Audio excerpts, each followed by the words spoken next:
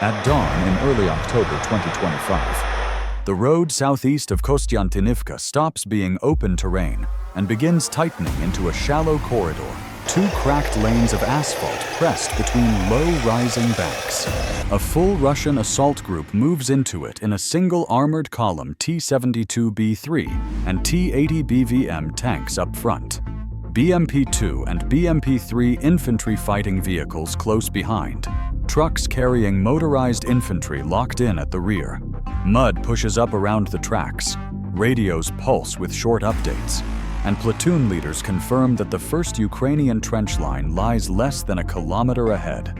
Inside a buried Ukrainian command post, that same road exists only as a clean geometry on a NATO-standard digital fire control network. The Russian column is no longer steel, engines, or silhouettes. It is a continuous chain of white heat signatures advancing through predefined fireboxes. A Leleka 100 circles the staging area they departed minutes earlier. A Shark UAV holds position farther forward, feeding thermal overlays that turn every tank engine and every BMP hull into a numbered, trackable target. Artillery officers lean over tablets tied into M777 155mm and 2A65 MSAB 152mm batteries dug in behind the city. Every segment of road leading into Kostyantynivka already has firing data-loaded charges, elevations, fuse patterns waiting only for a single confirmation from the UAV layer above the valley.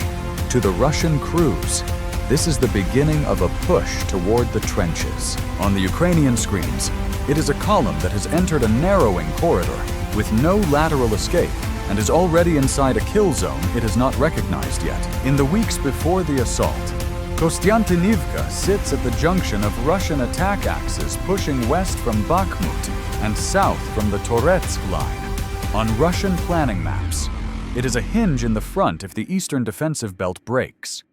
Follow-on forces can roll toward the road network feeding Kramatorsk and Sloviansk. One narrow road cutting through low ground and light industrial zones stands out along that hinge, running straight toward the Ukrainian arc of trenches and strongpoints. Reconnaissance elements from a Russian motorized rifle brigade put drones over the area. Orlan 10 and Zala UAVs sweep the corridor, sending back video of cracked asphalt and scarred fields. The road is damaged but passable for tracked vehicles. Flanking fields are soft enough to slow wheeled vehicles, but too open for deep fortifications. On paper, the defenses look thin, scattered trenches, isolated firing points, no obvious belts in depth.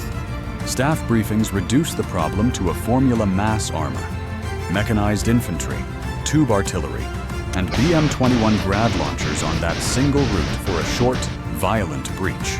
On Ukrainian maps, the same strip of terrain is already boxed in red. Staff officers have carved the road and its shoulders into numbered segments and fed them into the fire control network. Each segment covers 50 to 100 meters of roadway, ditches, and field edges. For each one, firing data for M777 155mm, A65, MSAB 152mm, and 2S1 Vozdika 122mm batteries sits pre-computed. Another layer marks ATGM engagement zones with overlapping arcs from both flanks. To the Ukrainian side, the thin section is not a weakness. It is a pre-built firebox. 2 or 3 days before the assault, Ukrainian recon confirms that the box will not stay empty. A Leleka 100 picks up rising vehicle traffic near a tree line, often used as a hide. A Shark UAV tracks low loaders arriving. T-72B3 and T-80 BVM tanks rolling down ramps and dispersing into revetments.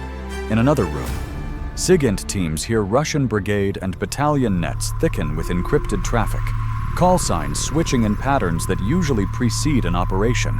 The picture tightens steel, fuel, and radios stacking along one narrow axis aimed straight at the rectangle on their screens. Ukrainian Artillery Command uses the new data to lock the geometry. The two-lane road becomes a central axis. The low rises, drainage ditches, and industrial compounds set the outer edges roughly 600 to 800 meters long and 150 to 200 meters wide. Inside that rectangle, they layer fire so that no vehicle can move more than a few seconds without crossing a registered impact pattern or an ATGM line of sight. On the situation display, the corridor is no longer just a road. It is a controlled volume where time, distance, and firepower are pre-arranged. Russian preparations follow a familiar template. Before dawn, batteries of 2S-19 Mestais and 2S-3A Akatsiya self-propelled howitzers nose into firing positions behind the assault axis. Target lists include known Ukrainian trenches, suspected ATGM nests, and crossroads that might host counterattacks. Electronic warfare vehicles set up to jam Ukrainian UAV control links and GPS along the corridor. Mortar units pre-plan smoke missions to blind observation on the forward slope. Crews check charge bags and fuses under red light, knowing the whole scheme depends on knocking Ukrainian eyes off the corridor long enough for armor to cross it. 0600 in early October 2025. Russian artillery opens. High explosive shells slam into forward trenches and tree lines, throwing dirt and shrapnel across positions. Smoke rounds bloom until sections of the front blur into a pale wall. Drone operators on the Russian side report some Ukrainian quadcopters dropping off the net and reduced visible movement near the nearest trenches. To the brigade commander, this looks like the window he needs. And the order goes out. Send in the column while the smoke still holds. On the Ukrainian side, the barrage registers as a pattern, not a surprise. Counter-battery radar and acoustic sensors plot trajectories within seconds. Forward observers in hardened dugouts feel the blasts above, but report that primary observation posts have survived. Many key positions sit deeper than the first layer of craters, under overhead cover built for 152 MHE in the command post. Icons change color as data arrives. Russian artillery has hit obvious trench lines, but not the buried sensor nodes or the fire control backbone. The kill zone plan stands. When the Russian column leaves its hide area, it squeezes onto the two-lane road in a slow, heavy flow. Tanks roll first, then BMPs, then trucks, all trying to stay within a single cleared track. The interval between tanks drops to 25-30 meters. BMP-2s and BMP-3s follow at similar spacing, their drivers fighting ruts and broken asphalt. The main combat body stretches to roughly 400 to 500 meters in length in open terrain. That would be a long formation. Inside the planned rectangle, almost the entire punch can fit inside the firebox at once, from turrets and driver's hatches. Russian crews see very little. Smoke, morning haze, and low ground cut off the horizon. What they get is the next short run of road, the shoulder, the dark line of a tree belt. The flanks are clouded and uneven. There is no room to push wide or form a proper line abreast. Engines strain as vehicles crawl over craters and broken pavement. Radio nets fill with short reports, distance calls, track problems, confirmations that no minefields have been hit yet as the lead elements close within 1,000 meters of the Ukrainian lines. The formation is moving, but it feels like it is moving inside a pipe. Above that pipe, Ukrainian UAV coverage locks in. The Leleka 100 watches staging grounds and supply routes behind the column. The Shark rides over the moving vehicles, sending back optical and thermal feeds that show each tank and BMP as bright blocks against dark ground. On monitors in the command post, tracks update every few seconds. The column is not just coming. It is measured speed, heading, position every step of the way. Artillery battery commanders receive more than grids. They get segment IDs, numbers of vehicles inside, rough types based on turret shape and heat signature. Fire plans update on the fly. Instead of broad suppressive fires, they prepare to drop concentrated bursts onto specific road segments as the column enters the box. Preloaded firing data cuts out long calculations. The system's cold logic leaves little room for guesswork. Around 06:12, the lead Russian tank pushes past the reference point the Ukrainians marked as the box entrance. The road bends slightly left between two low rises, tightening the corridor until the asphalt is the only safe line. Stepping off it means sinking into soft ground and exposing weaker plates. Behind them, the last BMPs and trucks are only now clearing the tree line to the east. For a brief span, the entire combat group sits between the entry and exit markers of the Ukrainian firebox, still rolling forward, but with every meter now defined, measured, and owned by someone else. The fire order from Ukrainian direction centers snaps across the net like a switch being thrown. M777 tubes lock into their segments. Two A65 crews brace. Two S1 guns wait frozen on their lines. Within seconds, the first full salvos leave their barrels, the reports rolling across the rear like a physical shockwave. Impacts land almost instantly. The center of the Russian column erupts in overlapping blasts. BMP-2 hulls rip open. A truck disintegrates into burning debris. Fragments ricochet off armor. Smoke folds downward into the corridor instead of rising, trapped by cool air and low rises. Up front, the leading T-72B3 surges through dust for a moment, then the Stugna P strike hits. The missile spears in low, punching into the turret ring with a flash that brightens through the fog. The tank shudders, drops nose first, and blocks the lane as a single dead weight of glasses and ripped steel. Drivers behind it stomp brakes, tracks clatter, the formation buckles. At the rear, the second Stugna P team fires. Their missile arcs once, then falls into the rear deck of the trailing vehicle. Fire vents out of hatches and engine grills. The last mobile unit locks in place, sealing the tail of the column. The corridor becomes a box in an instant. There is no forward. There is no reverse. Engines roar inside the trap. Not from momentum, but panic crews trying to claw for distance that no longer exists. Dust, exhaust, and propellant smoke mix until the Russian tank crews are blind inside their own armor. Radios spike with overlapping commands and half-finished orders. Some vehicles try to angle off the road, but soft ground drags them down, exposing weaker armor. Others hesitate, stalled by burning hulks ahead. Artillery fire ramps up. The middle stretch of road takes overlapping patterns, salvos walking up and down the corridor, then quick shifts to the shoulders where vehicles are trying to angle into ditches. Each correction is based on live UAV imagery, measured in meters. Surviving vehicles feel their hulls ringing, antennae torn away, optics cracked. Crews shout over internal intercoms as dust and smoke flood compartments. Russian crews try to force structure back into the fight. Some tanks swing turrets toward suspected ATGM nests and send high-explosive shells into tree lines and building fronts. BMPs pop smoke grenades and push infantry out into whatever cover exists along the road. But every move slams into the same limits. The corridor is narrow. Vehicles cannot fan out. Infantry are forced into ditches and shallow depressions that Ukrainian gunners have already plotted. The first Russian squads off the vehicles run into carefully timed fragment storms. Two S1 guns, held in reserve, start dropping airburst rounds just beyond the column, over the spots where soldiers are likely to dive for cover.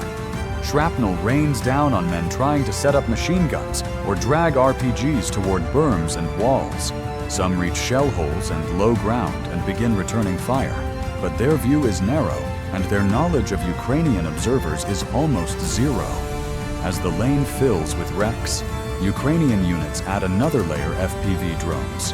Small quadcopters with shaped charge warheads launch from behind the trenches and skim in low along pre-marked routes. Operators steer them into armor plates already damaged by artillery, into engine decks of tanks still idling, into turret roofs of BMPs that look intact. Targets are chosen to deny recovery later immobilized tanks not yet burning, trucks still upright, platforms that might still move. Each impact is a single, sharp blast followed by silence on that vehicle's net. In the Russian rear, battalion and brigade headquarters try to make sense of the traffic. Some vehicles report heavy shelling and partial damage. Others report blocked road sections, burning equipment, jammed tracks. UAV crews assigned to support the assault report video links cutting out as drones cross into the corridor. No single report gives a full picture, but everyone carries the same theme: the column is no longer at planned speed, and vehicle losses are climbing. Attempts to pull back begin piecemeal.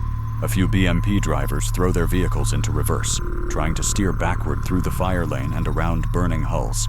Others try to break off the asphalt and crawl along the field edge. Those who leave the road cross another layer of the Ukrainian plan. Some detonate anti-tank mines set along the box boundary. Others draw fresh ATGM shots from positions that have stayed quiet until now. On the Ukrainian side, fire discipline holds. Batteries stick to ammunition limits. Priority goes to vehicles that might still punch through anything near the western edge of the box. Clusters of intact infantry. Command and control platforms identified by distinctive antenna arrays or hotter thermal signatures. Net traffic stays short corrections in meters. Ammo counts. Confirmations of destroyed vehicles relayed from UAVs. After roughly 10-15 minutes of sustained fire, the structure of the Russian column is gone. Lead tanks are disabled or burning. Multiple BMPs sit crippled along the center stretch of road, some at angles that show desperate attempts to maneuver around wrecks. Trucks are scattered, cargo thrown into ditches and onto embankments. Smoke rises from multiple points, forming vertical markers that anyone on the front can see. The only vehicles still fully mobile cluster near the eastern edge of the box, unwilling to re-enter the lane that has just chewed up their forward elements. Some Russian crews manage to back out of the immediate kill area, using smoke and short pauses between salvos to escape.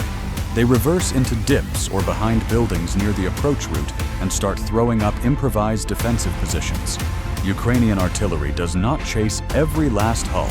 Some guns shorten missions and switch to counter-battery work, anticipating retaliation from 2S-19, 2S-3 and rocket units farther east. The corridor itself stays under a hard gaze. UAVs continue to orbit. Any engine that turns over, any attempt to tow a wreck, any group of infantry moving in more than a few men at a time can trigger a short, sharp correction fire mission.